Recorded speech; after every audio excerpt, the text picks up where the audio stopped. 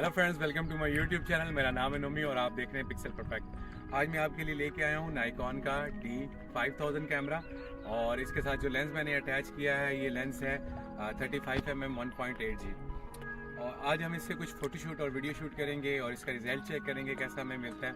और तो फ्रेंड्स ये कैमरा जो नाइकॉन का D5000 है, ये D5000 से ही इसकी सीरीज़ शुरू होती है। इसके बाद इसमें जो नेक्स्ट मॉडल आया था वो 5100 था, 5100 के बाद 52 और 53, फिर इसमें 5500 और 5600 तक ये कैमरा आया।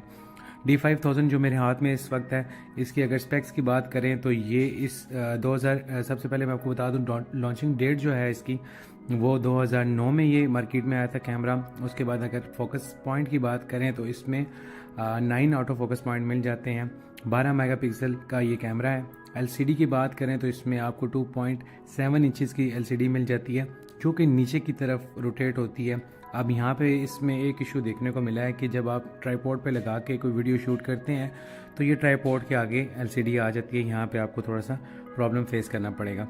वीडियो स्टार्ट करते हैं, इसका रिजल्ट चेक करते हैं वीडियो में और पिक्चर्स में हमें कैसा मिलता है।